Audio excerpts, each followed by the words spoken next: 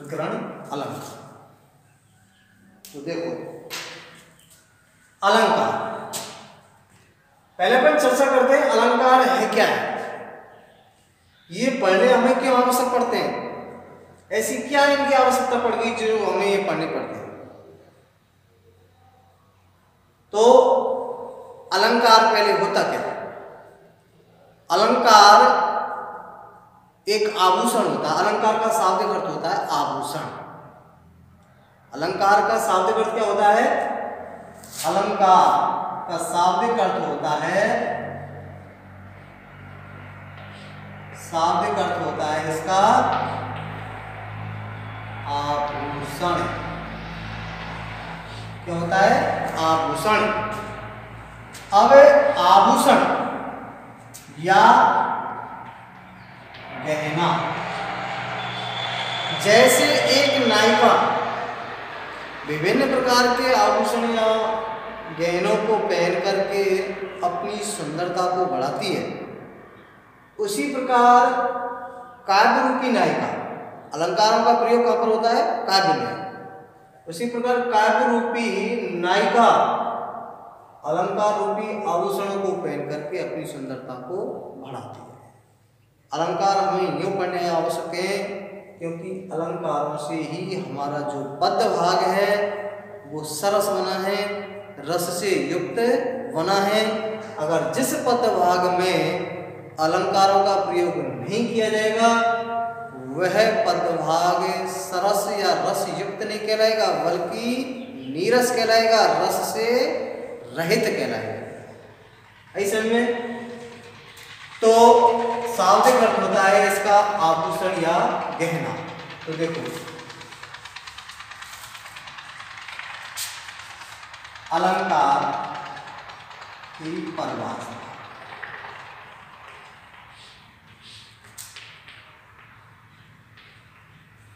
अलंकार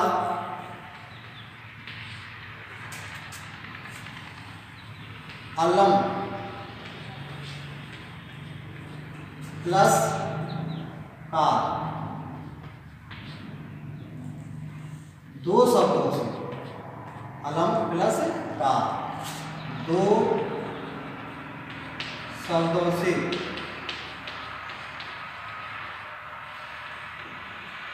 मिलकर, दो शब्दों से मिलकर बना है, मिलकर बना है, जिसमें अलम का अर्थ है, जिसमें अलम का अर्थ है शोभा। अलम का अर्थ क्या होता है? शोभा। तथा कार का अर्थ है करना या बढ़ाना, करना या बढ़ाना होता है। ये है अलंकार की भूमिका। अलंकार दो शब्दों से मिलकर बना है, अलम प्लस कार, तो दो शब्दों से मिलकर बना है, जिसमें अलम का अर्थ होता है शोभा तथा कार का अर्थ होता है करने वाला या बढ़ाने वाला, करने वाला या बढ़ाने वाला, करने वाला या बढ़ाने वाला। ठीक है सर। अर्थात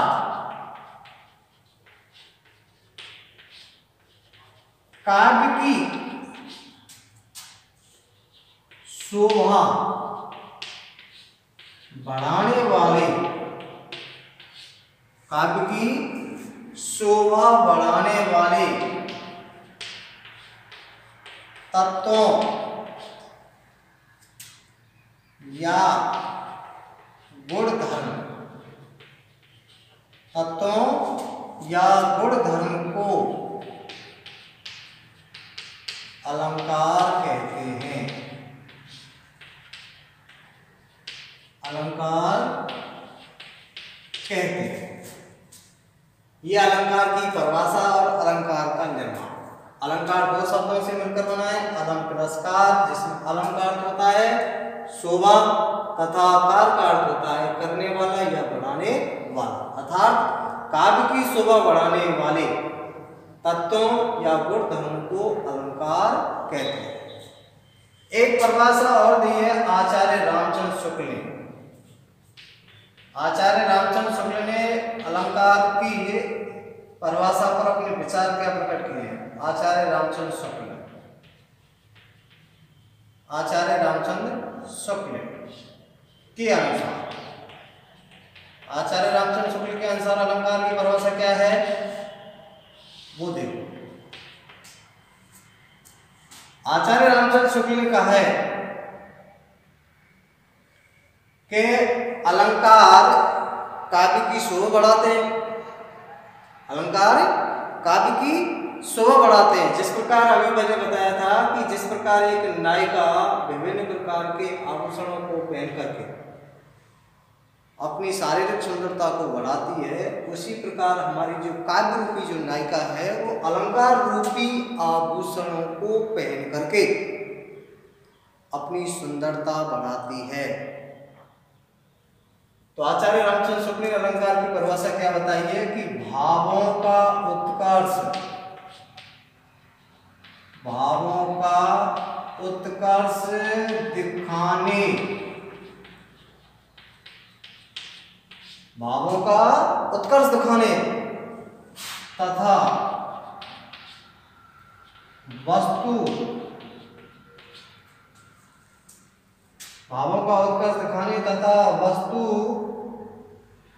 के, भावों का उत्कर्ष दिखाने तथा वस्तु के रूप, वस्तु के रूप,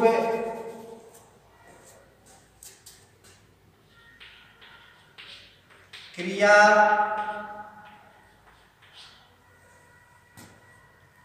भावों का उत्कर्ष दिखाने, भावों का उत्कर्ष दिखाने तथा वस्तु के, भावों का उत्कर्ष दिखाने तथा वस्तु के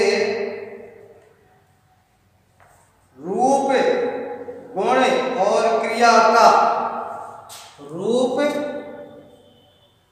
क्रिया व गुण का तीव्र अनुभव कराने में सहायक उक्ति, सहायक उक्ति को अलंकार कहते हैं। उक्ति को अलंकार कहते हैं। ये परिभाषा है। एक परिभाषा यह है, दूसरी परिभाषा आचार्य रामचंद्र शुक्ल ने ये दी है कि भावों का उत्कर्ष दिखाने तथा वस्तु के रूप, क्रिया व गुण का तीव्र अनुभव कराने में सहायक उक्ति को अलंकार कहते हैं। यो भी कह सकते हैं सहायक होने वाली उक्ति को अलंकार कहते हैं। ठीक है, आगे चलते हैं। इसी में अलंकार के प्रकार। अभी अलंकार की रूपरेखा चल रही है। अलंकार की क्या चल रही है? रूपरेखा। अलंकार के प्रकार। अब अलंकार के कितने प्रकार होते हैं? अलंकार के मुख्यतः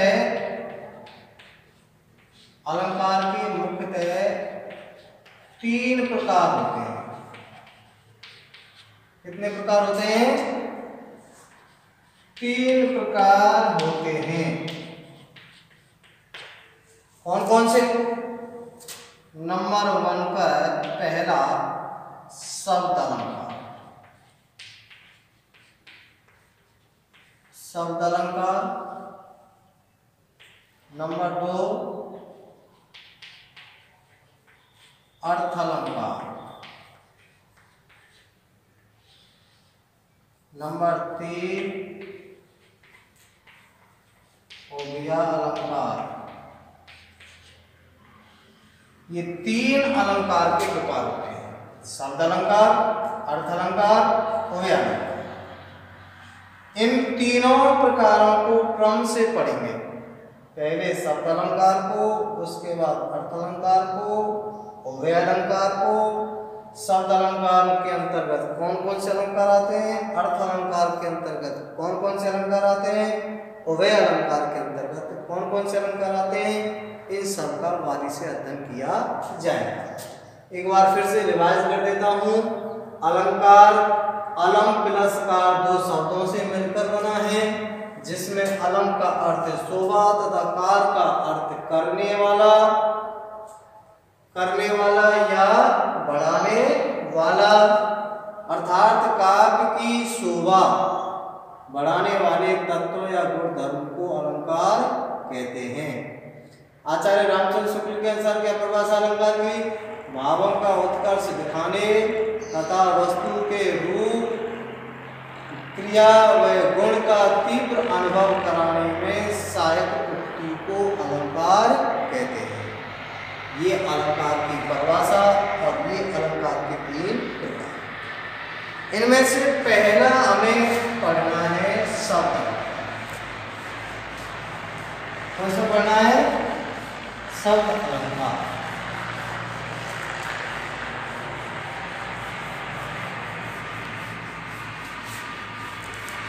शब्द अलंकार, अर्थ अलंकार, उभय अलंकार, ये हमने 3 प्रकार किए अलंकार के, जिसमें से पहला पढ़ रहे हैं शब्द अलंकार। शब्द अलंकार कहाँ होता है और कैसे होता है, देखो। जब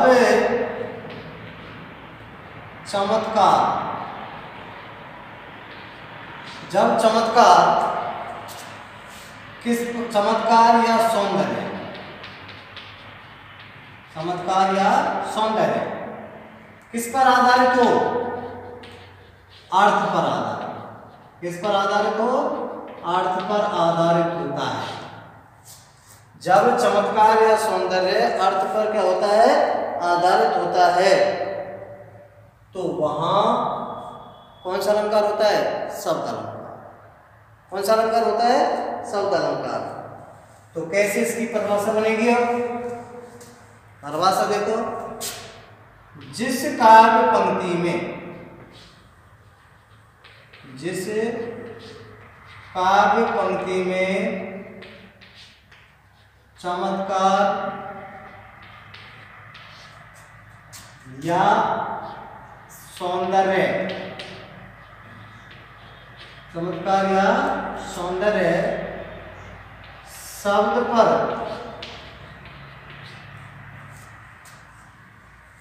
आधारित हो, शब्द पर आधारित हो, तो वहां शब्द अलंकार होता है। तो वहां पर शब्द अलंकार होता है।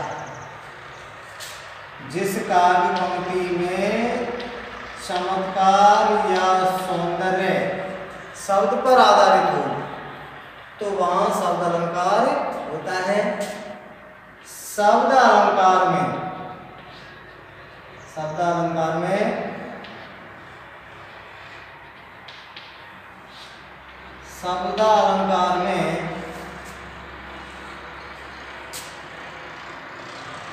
पर्यायवाची, शब्द अलंकार में पर्यायवाची शब्दों का, पर्यायवाची शब्दों का प्रयोग नहीं किया जाता है।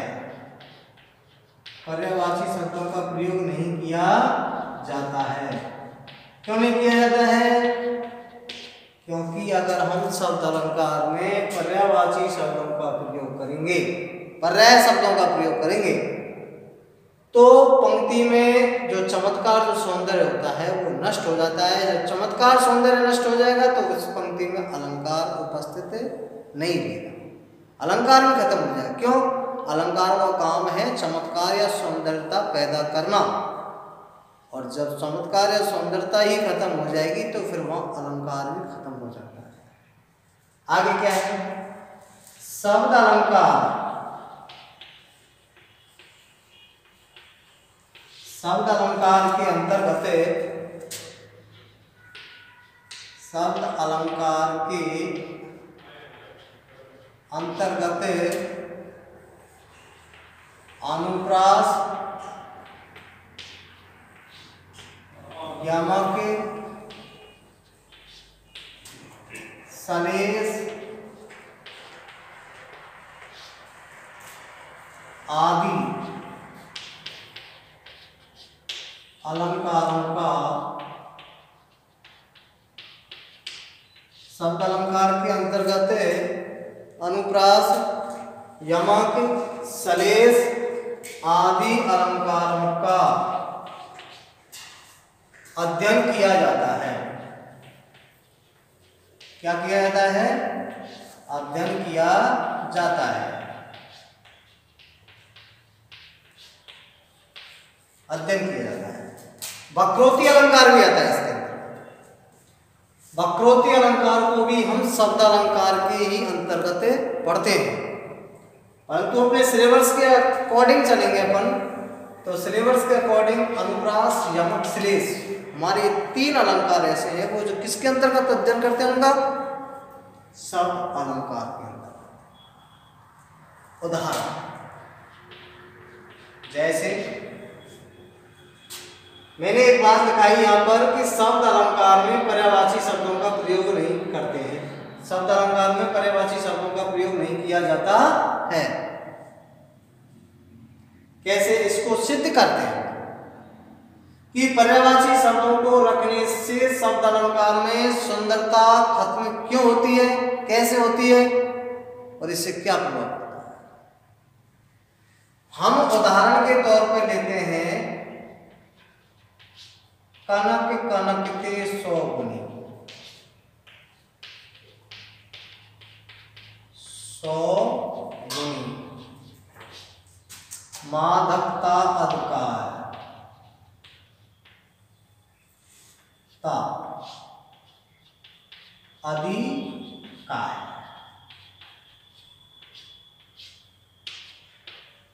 इतना पूरी पंक्ति है, या खाए बोराए जग, या पाए बोराए जग, पर मेन जो अलंकार है वो यही है, यहां से समझिए मेन चीज।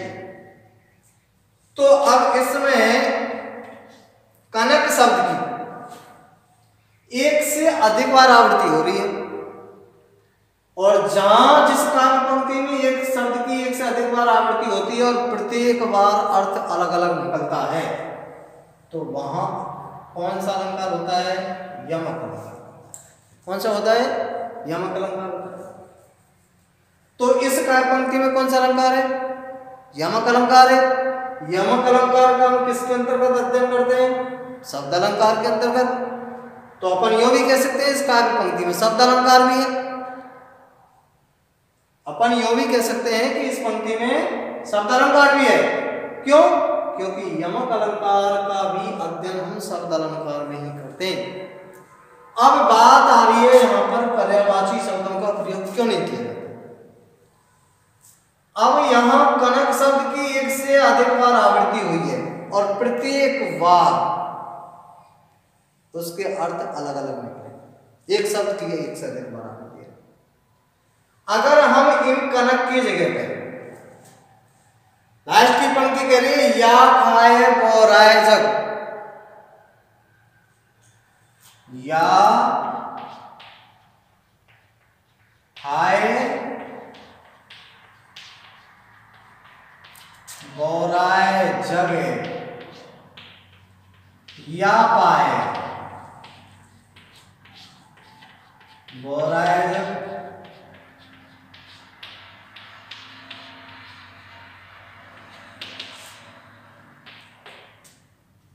अब यहां या खाए बोराए जगे, या पाए बोराए, पहले खाने से संसार पागल हो रहा है, लोग पागल हो रहे हैं, तो पहले कनक का अर्थ क्या लेंगे अपन?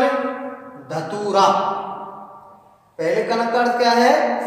पहले कनक का अर्थ है, पहले कनक का अर्थ लेंगे अपन क्या? धतूरा, नशीला पदार्थ जिसको खाने से आदमी मदमस्त हो जाता है। और दूसरा कनक का अर्थ लेंगे या पाए, पाने से, तो पाने से इसका मतलब है धन दौलत, इसका मतलब है सोना। क्या? सोना। अगर हम कनक दूसरे का हम देखो क्या अर्थ बताया मैंने? सोना। इसका पर्यायवाची शब्द स्वर्ण भी होता है। इसका सोने का, सोने का पर्यायवाची शब्द क्या होता है? स्वर्ण। अगर हम इस दूसरे कनक की जगह पर, इसकी जगह पर हम क्या रख देंगे? स्वर्ण रख दें। यहां क्या रख दें? स्वर्ण रख देंगे। तो पहली स्टेप तो ये बन रही है कि इसमें एक शब्द की आवृत्ति नहीं हो रही है, और आवृत्ति नहीं हो रही है तो उसके अर्थ अलग अलग लेंगे ही कहां से हम? इसलिए आवृत्ति खत्म हो रही है, शब्द के अलग अलग अर्थ नहीं निकल रहे हैं। ये सब किसका खेल हो रहा है? पर्यायवाची शब्दों का। तो पर्यायवाची शब्दों को रखने से शब्द अलंकार में चमत्कार नष्ट हो रहा है ना, अलंकार खत्म हो रहा है ना। अलंकार खत्म हो जाएगा तो चमत्कार क्या हो जाएगा? नष्ट हो जाएगा। इसलिए ध्यान देने की बात है। फिर से पूछ सकता है वो शब्द अलंकार और अर्थ अलंकार को अंतर सहित या उदाहरण सहित अंतर स्पष्ट कीजिए, तो आपको वहां पर ये ऐसे समझाना पड़ेगा। इसलिए हमें शब्द अलंकार के अंतर्गत पर्यायवाची शब्दों का अध्ययन नहीं करते हैं। आई समझ में? ये शब्द अलंकार है। शब्द अलंकार में अनुप्रास, यमक और श्लेष जो अब भी तुम्हारे सिलेबस में मौजूद हैं। तो पहले शब्द अलंकार के हम जो अंतर्गत अलंकारों का अध्ययन किया जाता है उनका अध्ययन करेंगे बारी से। उसके बाद अर्थ अलंकार में से पढ़ेंगे, अर्थ अलंकार में से कौन कौन से दिए, एक दिया है केवल कौन सा? उपमा, उसका भी अध्ययन करेंगे। उसके बाद वे अलंकार देखेंगे। तो अब हम पहला स्टार्ट करते हैं कौन सा? अनुप्रास। पर थोड़ा सा यहाँ पर चर्चा कर देता हूँ शब्द अलंकार और अर्थ अलंकार दोनों की। कि शब्द अलंकार तो वह होता है कि जिस काव्य पंक्ति में चमत्कार या सौंदर्य शब्द पर आधारित हो, तो वहां शब्द अलंकार होता है। शब्द अलंकार में पर्यायवाची शब्दों का प्रयोग नहीं किया जाता है। इनके अंतर्गत, किनके अंतर्गत? शब्द अलंकार के अंतर्गत अनुप्रास, यमक, श्लेष आदि का अलंकारों का अध्ययन किया जाता है। अर्थ अलंकार में चमत्कार या सौंदर्य शब्द पर आधारित न होकर किस पर होगा? अर्थ अलंकार पर होगा। वहां पर्यायवाची शब्दों का प्रयोग कर सकते हैं। शब्द अलंकार में हम पर्यायवाची शब्दों का प्रयोग कर सकते हैं। शब्द अलंकार में पर्यायवाची शब्दों का प्रयोग नहीं कर सकते हैं। अर्थ अलंकार में पर्यायवाची शब्दों का प्रयोग कर सकते हैं। अर्थ अलंकार में पर्यायवाची शब्दों का प्रयोग कर सकते हैं, शब्द अलंकार में पर्यायवाची शब्दों का प्रयोग नहीं कर सकते हैं। ये आपको पहचान अंतर बताना पड़ेगा। शब्द अलंकार में चमत्कार नंबर 1 शब्द पर आधारित होता है, अर्थ अलंकार में चमत्कार अर्थ पर आधारित होता है। नंबर 2 शब्द अलंकार में पर्यायवाची शब्दों का प्रयोग नहीं किया जाता है और अर्थ अलंकार में पर्यायवाची शब्दों का प्रयोग किया जाता है। शब्द अलंकार के अंतर्गत अनुप्रास, यमक, श्लेष आदि अलंकारों का अध्ययन किया जाता है। वहां उपमा, रूपक, उत्प्रेक्षा अलंकारों का अध्ययन किया जाता है। ऐसे आपको अंतर बताना पड़ेगा। तो अपन पहला जो अलंकार पढ़ेंगे उसे वो कौन सा है? अनुप्रास। कौन सा? अनुप्रास। पहला अलंकार है हमारा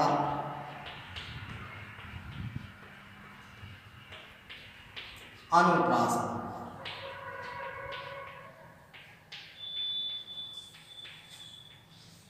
अनुप्रास अलंकार। अनुप्रास दो शब्दों से मिलकर बनना है। अनु उपसर्ग है, प्रास धातु है। अनु मतलब पीछे, पास, प्रास मतलब होता है पास बैठना। किसी व्यंजन वर्ण का क्रम से उसके पीछे बैठते चलना, अर्थात व्यंजन वर्णों की आवृत्ति होना, ना कि स्वर वर्णों की, केवल किसकी, व्यंजन वर्णों की आवृत्ति होना। इसलिए इसका नाम पड़ा क्या, अनुप्रास अलंकार। क्या नाम पड़ा, अनुप्रास अलंकार। तो क्या परिभाषा बनती है इसकी, कि जिस काव्य पंक्ति में, जिस काव्य पंक्ति में व्यंजन वर्णों, जिस काव्य पंक्ति में व्यंजन वर्णों की एक से अधिक बार, एक से अधिक बार, एक से अधिक बार आवृत्ति हो, जिस काव्य पंक्ति में व्यंजन वर्णों की एक से अधिक बार, एक से अधिक बार क्या हो, एक से अधिक बार आवृत्ति हो, जिस काव्य पंक्ति में व्यंजन वर्णों की एक से अधिक बार क्या हो, आवृत्ति हो, या एक से अधिक बार आवृत्ति हो रही हो, तो वहां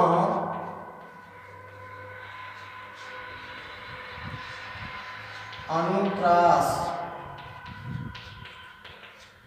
तो वहां अनुप्रास अलंकार,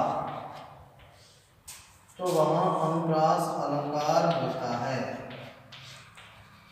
कौन सा अलंकार होगा, अनुप्रास अलंकार। जिस काव्य पंक्ति में किसी व्यंजन वर्ण की एक से अधिक बार आवृत्ति हो, जिस काव्य पंक्ति में किसी व्यंजन वर्ण की एक से अधिक बार क्या हो, आवृत्ति हो, किसी व्यंजन वर्ण की एक से अधिक बार क्या हो, आवृत्ति हो, एक से अधिक बार क्या हो, आवृत्ति हो, वहां कौन सा अलंकार होता है, अनुप्रास अलंकार होता है। कौन सा अलंकार होगा, अनुप्रास अलंकार। केवल व्यंजन वर्णों की आवृत्ति होगी, ना कि स्वर वर्णों की आवृत्ति। जैसे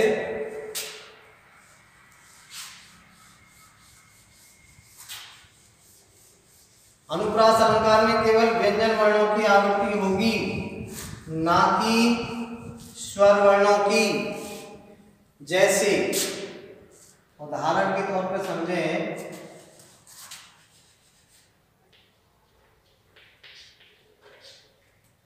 भगवान भक्तों की, भगवान भक्तों की भयंकर बुरी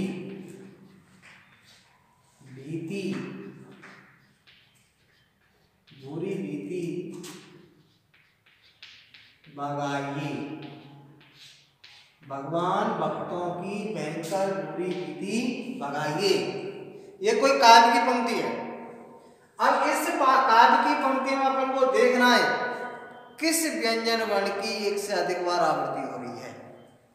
तो इसमें भय वर्ण, भगवान में भय, भक्तों में भय, भयंकर में भय, बुरी में भय और भीति भय, जिसको भय भाव कहते हैं, ये भय, और भगाइए में भी भय बट्टी, यानी भय वर्ण की।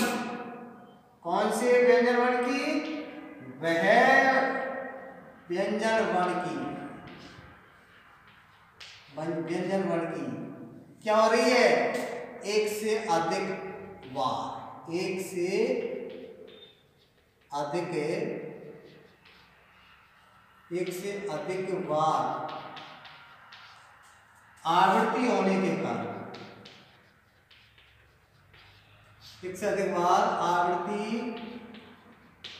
होने के कारण कौन सा अलंकार होगा? अनुप्रास अलंकार होगा। किस वर्ण की? वह व्यंजन वर्ण की एक से अधिक बार आवृत्ति होने के कारण कौन सा अलंकार होगा? अनुप्रास अलंकार होगा। ये हो जाएगा स्पष्टीकरण है। क्या हो गया तुम्हारा? ये स्पष्टीकरण। उसके बाद देखें हम दूसरा उदाहरण, तरनी तनुजा तट, तरनी तनुजा तट तमाल तरवर बहु छाई। तरनी तनुजा तट तमाल तरवर बहु छाई। इसमें तय व्यंजन वर्ण, कौन से व्यंजन वर्ण की? तय व्यंजन वर्ण की क्या हो रही है? एक से अधिक बार आवृत्ति। तो कौन सा अलंकार होगा? अनुप्रास अलंकार। कौन सा? अनुप्रास अलंकार। उसके बाद भगवान भक्तों की भयंकर बुरी बीती भगाइए, तरनी तनुजा तट तमाल तरवर बहु छाई। इन सब काव्य पंक्तियों में इधर पहली काव्य पंक्ति में किस वर्ण की आवृत्ति हो रही है? भय वर्ण की। उसके बाद दूसरी काव्य पंक्ति में किस वर्ण की आवृत्ति हो रही है? तय वर्ण की। उसके बाद गंधी गंधे गुलाब की, गंधी गंध गुलाब की गवई ग्राहक कौन? यहां किस वर्ण की आवृत्ति हो रही है? ग वर्ण की। किसकी? ग वर्ण की एक से अधिक बार आवृत्ति होने के कारण कौन सा अलंकार हो रहा है? यहाँ हो रहा है अनुप्रास अलंकार। कौन सा? अनुप्रास अलंकार। उसके बाद चारु चारु चंद्र, चारु चंद्र की चंचल किरणें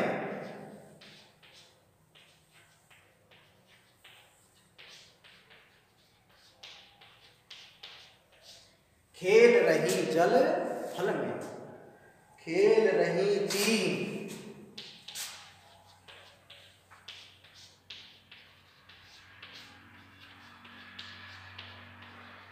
जल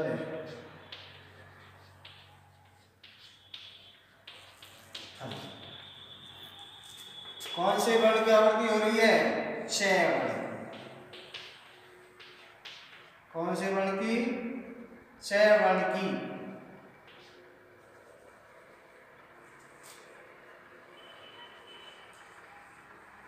क्षय वर्ण की आवृत्ति हो रही है। सभी पंक्तियों में देखो व्यंजन वर्ण की ही आवृत्ति हो रही है, ना कि किसकी? ना कि स्वर वर्ण की।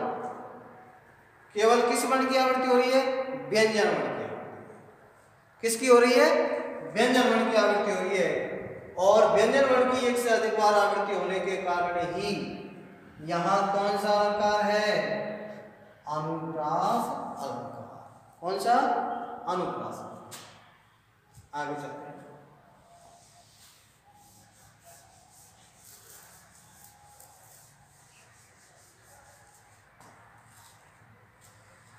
अनुप्रास अलंकार के 5 प्रकार माने जाते हैं। अनुप्रास अलंकार, अनुप्रास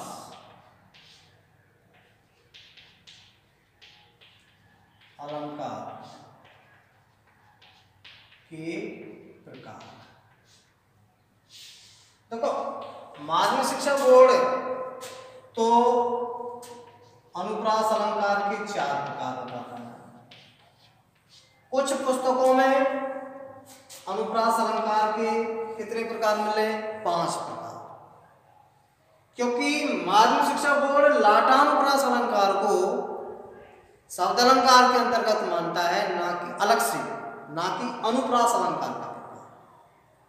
5वां नंबर का जो लाटानुप्रास अलंकार है, इस लाटानुप्रास अलंकार को माध्यमिक शिक्षा बोर्ड शब्द अलंकार का एक अलग से अलंकार मानता है, ना कि अनुप्रास अलंकार का प्रकार।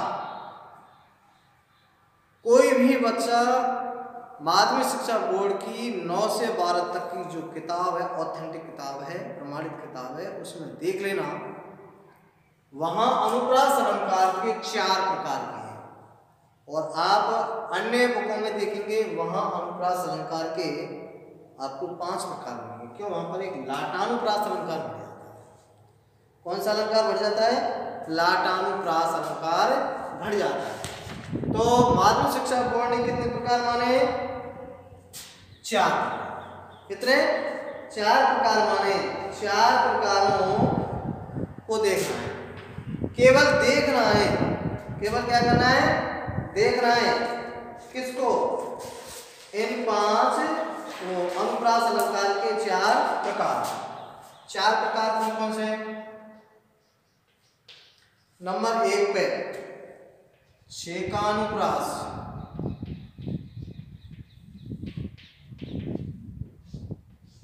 छेकानुप्रास। नंबर 2 पे छेकानुप्रास, वृत्त्यानुप्रास,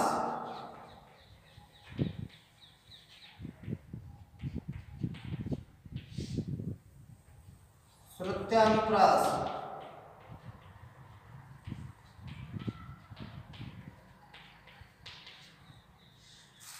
छेकानुप्रास, श्रुत्यानुप्रास और चौथा है अंत्य। चौथा नंबर का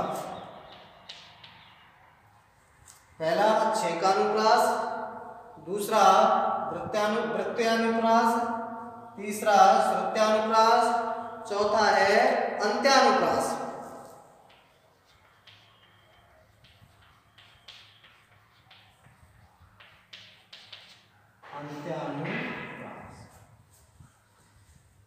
अंत्यानुप्रास ये अनुप्रास अलंकार के 4 प्रकार हैं।